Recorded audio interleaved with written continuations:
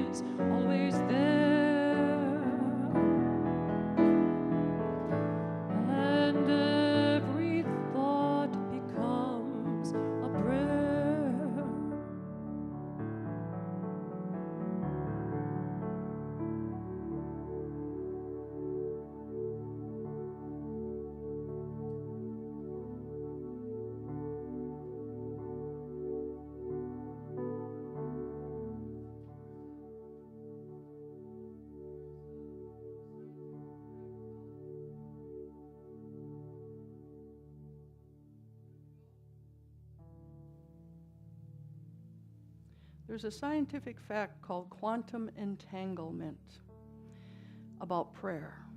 It means that the intention of a prayer does meet the intended if the signal is strong enough. Today, the meditation will use this theory as we are going to do a healing meditation. The Spirit of God is my divine connection with the peace that passes all understanding. We claim this peace as we spend time in prayer. I will name some people that could use our prayers today, and I will leave time at the end for you to add names of your own. After each prayer, I ask that we say together, we send you healing prayer. And so as we get quiet and Lisa plays music, don't have to go too deep because I want you to be awake to hear this. For the 325 people killed in Egypt while praying at their mosque a few days ago, we send you healing prayer. For the families of the 58 people killed and the 489 wounded in the Las Vegas shooting. For the families of the people at First Baptist Church in Sutherland Springs, Texas. We send you prayer. most especially Mary Holcomb of that church, who lost her son, daughter-in-law, and grandchildren, John, Carla, Mark, Noah, and Crystal Holcomb. Send your prayer. For the people of the North Dakota affected by the pipeline spill. We send your prayer. For the people of Puerto Rico. We send your prayer. For the misguided leaders of the NRA. We send you prayer. For our Congress. We send you prayer. For the President. We send you prayer. For all those that would seek to harm us. We send you prayer. To all our brothers and sisters who need our healing prayers, and they include Ariana Powell, who is in the hospital today. We send you prayer. Irene Giese, whose daughter is here today. Irene fell and broke her hip. My friend Ken Hall for cancer. We send you prayers. My friend Paulette for cancer. We send you prayer. My brother-in-law Jerry for cancer. Our friend of many years here, Carolyn Duke Anderson, for shoulder surgery. We send you prayers. Our friend Phyllis Casper for continued healing.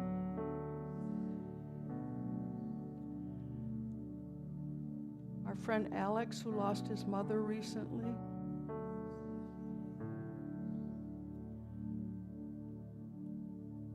For anyone else, if you have anyone while we're together here to pray, please list them now. For my family, who I miss very much on holidays. We send you healing prayers.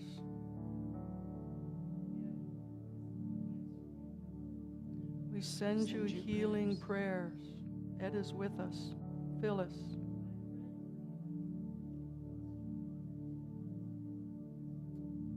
We send you healing prayers into all victims of domestic violence.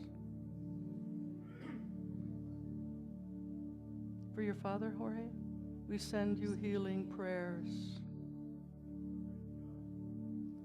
We send you healing prayers. For the homeless, we send you healing prayers. For Nancy, we send you healing prayers.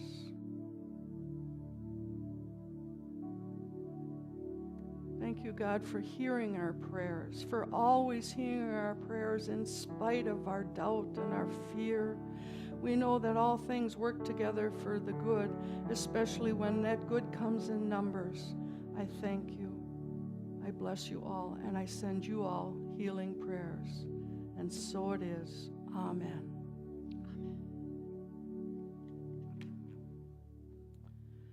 Thank you. Thank you. Thank you. I am, of course, I have to start with a joke, and then I can get serious, I guess. I just got back from a 50th anniversary party up in a little, I don't know what you'd call it. It's where my husband's from, York, Wisconsin. It has a tavern and a feed mill. And a lot of farms. But I was telling somebody the most interesting thing is the dead zone for internet. So at this party, no one had a device. Well, they had them, but they couldn't use them. So we got to talk and visit and dance and have fun. What a novel experience. Wow. Wow. And the beauty of it was that it's 3.5 hours away, and Christine came home from South Dakota, so the weather was good. Did you find good weather all the way? Yes. So thank you for that, because 4 years ago, the weather was terrible on Thanksgiving, if you remember, and my husband had just had had his hip fixed again, and so I'm out there, because I can't operate this big snowblower gizmo he's got, so I'm out there with the shovel, 80-foot driveway, double wide, and I'm shoveling. And so when I got done, I told him, if I ever have to do this again, I am moving to Florida. And he said, well, pack your bags.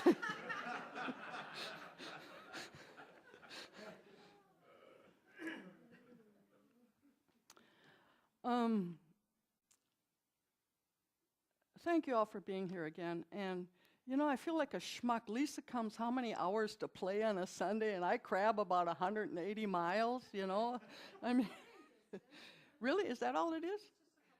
Is it really? Oh, okay.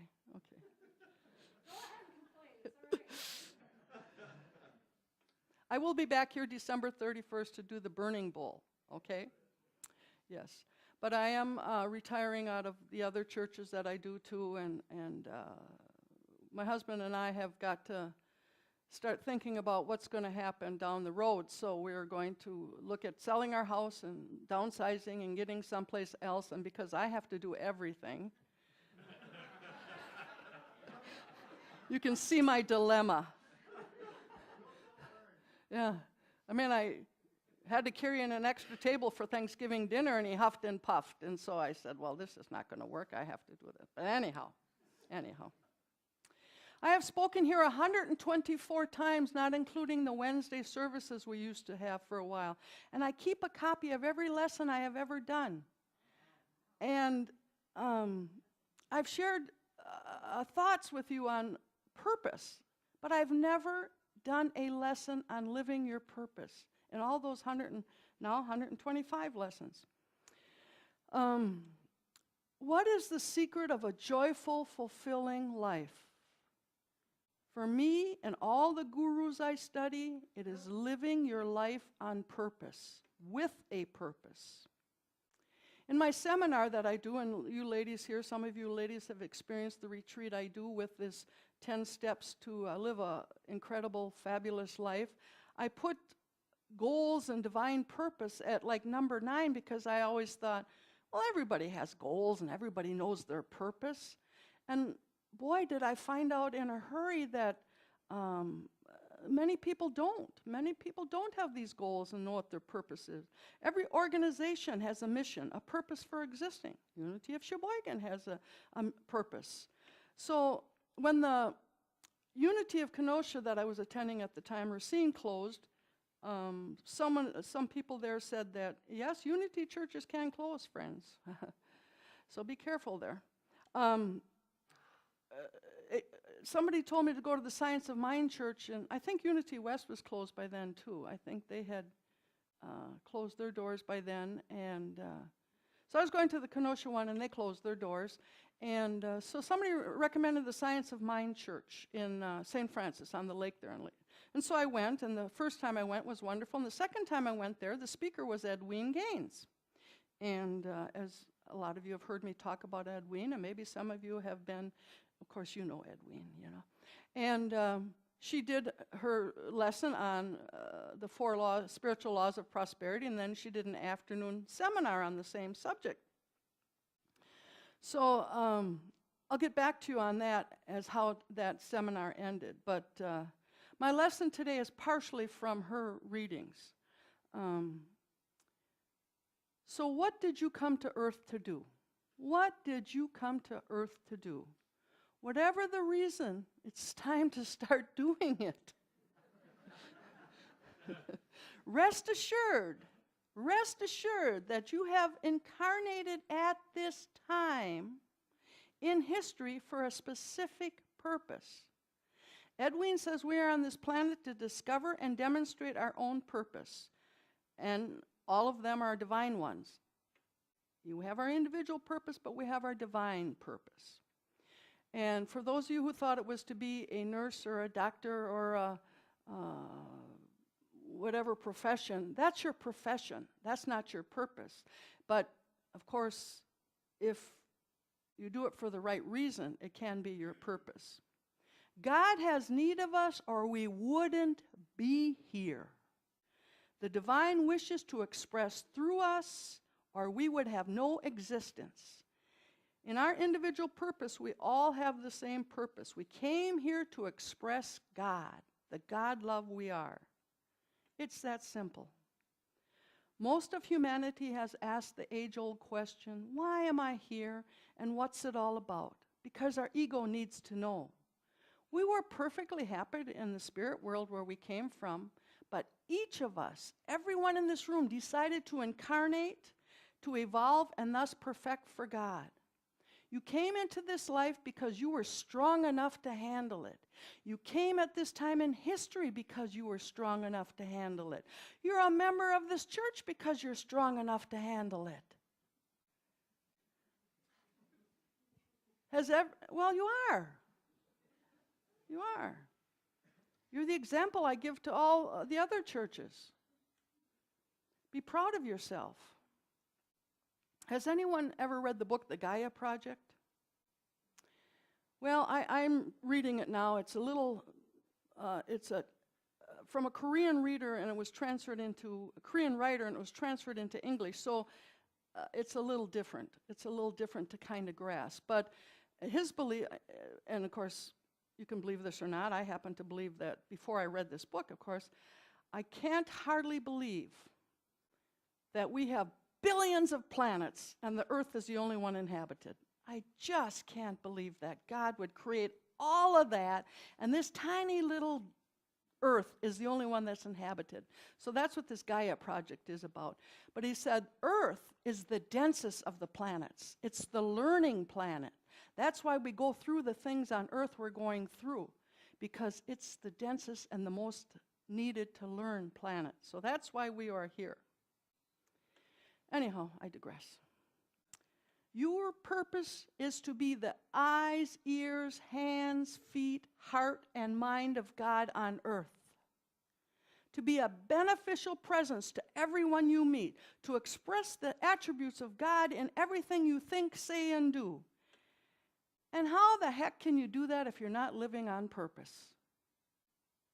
God, being God, knew that we would forget why we came here. There's a reason for that. He gave us incarnates an inner guidance system to help us find our purpose. It is the part of us that feels joy. Step out in faith and do what you love to do, be it planting flowers, painting, singing, decorating, building chicken coops. When I went over to Roseberry's house and I saw all these chicken coops he was building in the middle of the city, I thought he was crazy. But that was his passion. That was his purpose. And I've said this before, I'll say it again. What is it that you do that when you do it, you lose track of time? That's your purpose. One thing that you do that when you do it, you lose track of time. You know, there is a lot of things on the internet you can do on writing your purpose and journaling and questions. In my seminar, I do the one by Telman Knutson. It's a 5, there's tons of exercises. So don't just pick the one I pick. Go on the internet. Just don't go to York, Wisconsin if you want to use the internet.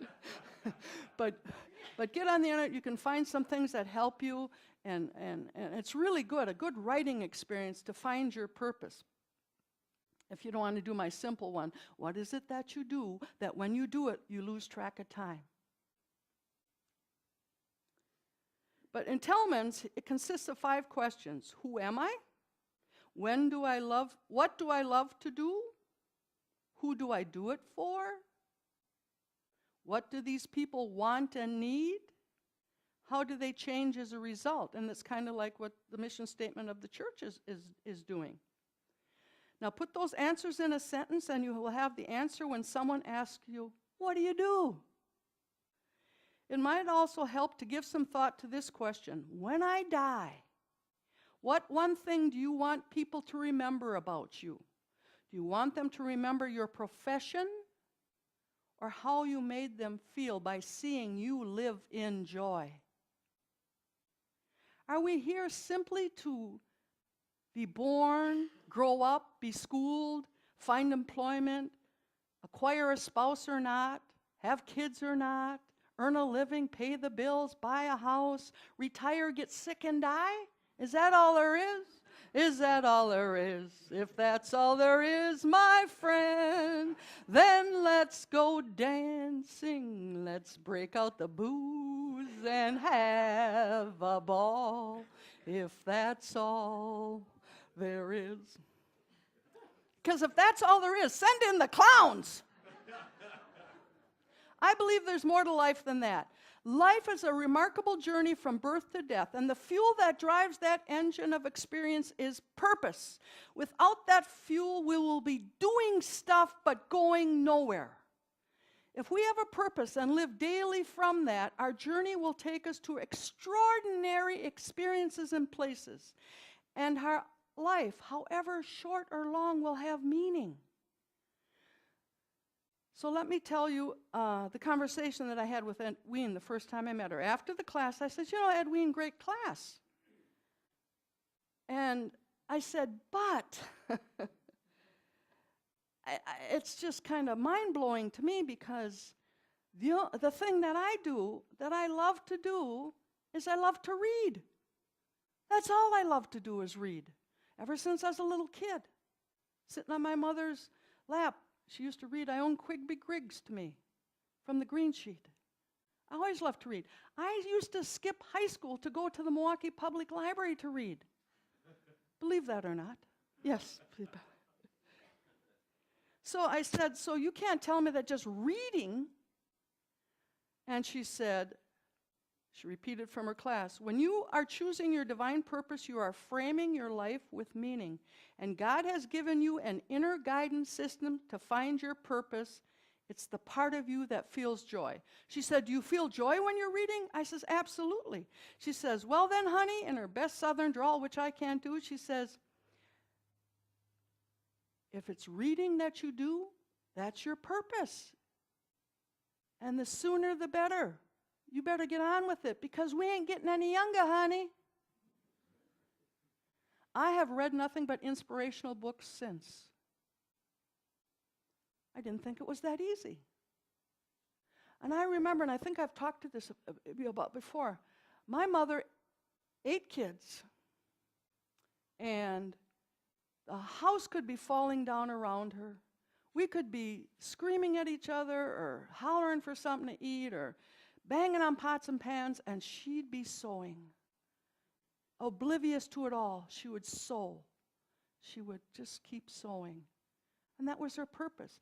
And she always said, even when she got older and she died at my home and she had cut out dialysis, so she knew that the end was near, and she had all these regrets. And she says, well, what did I do with my life? All I did was ever sew. I said, Mom, I can go out there and get you tons of pictures. You had 26 grandchildren, 30-some great-grandchildren, and you made Halloween costumes for every one of them. You made wedding dresses. You made prom dresses. You made our curtains. You made our quilts. You made everything. What did you do? That was your purpose. She felt a little better, and then she died anyhow. Go figure.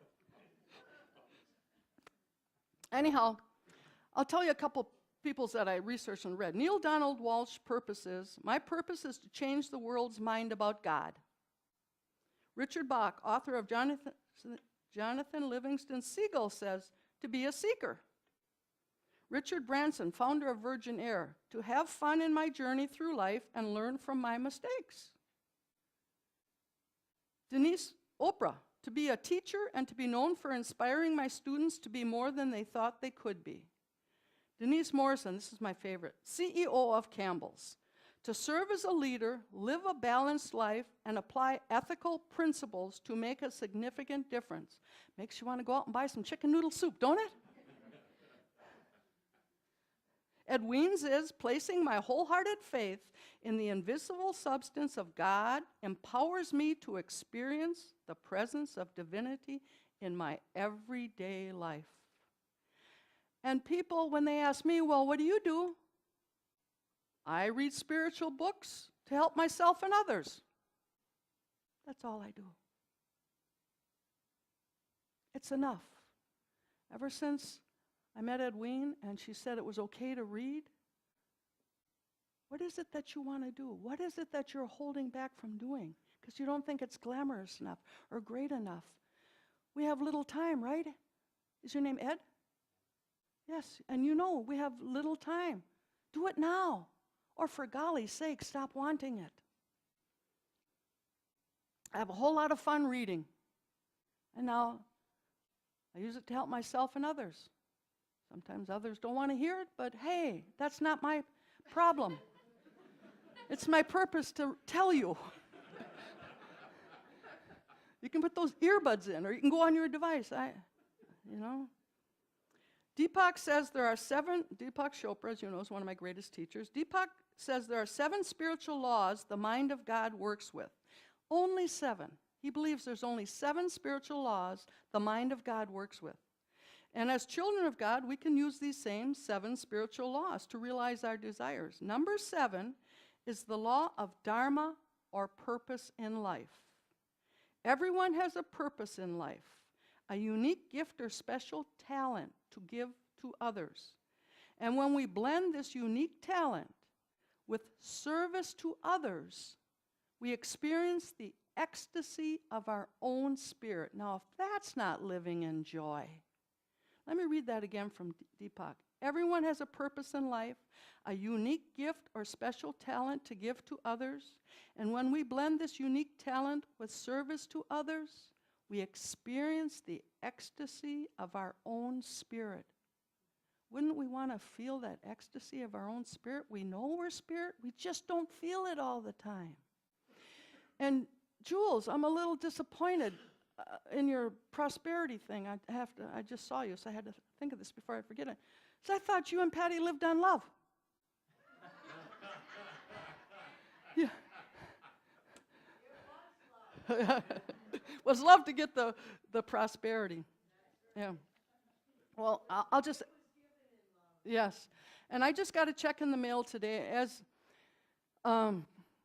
you know, I have an inner city ministry that is quite challenging because God gives me the most challenging people. And I have prayed for this young lady who has 4 children and just had another baby, and she lives in this rat and mouse infested rented place that the landlord, of course, won't fix up. I suppose because she doesn't pay the rent. That might be why he doesn't fix it up. But anyhow, I finally got her into another place.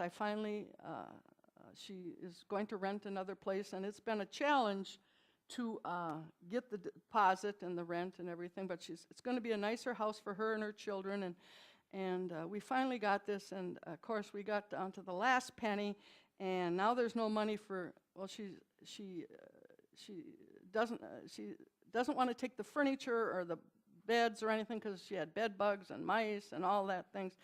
So I said, well, you still got to have a truck to take all these clothes and dishes and everything. She says, oh, no, we can put it in the car. I says, whose car? You don't have a car. You're not talking my car here. So I got a check in the mail from a donor when I got back from up north, $60, which will cover the cost of the U-Haul and the couple dudes I'm going to have to help, right? God is good. God is really good. Find your purpose. You're never too late to find your purpose. When I look at you, Barb, I think it's you on that horse is your purpose. Do you think that? Yeah. So anyhow, if you think you have a purpose and it's serving you well, keep it. If you don't, please find your purpose. We are in need of a purpose-driven life. People filled with a purpose-driven life. We are here to accept the challenge of what's going on, the chaos that's going around with it, and to be the healers. That's why we are here. So find your purpose and heal along with me. Thank you. And one more thing. I love the paint color here. Namaste.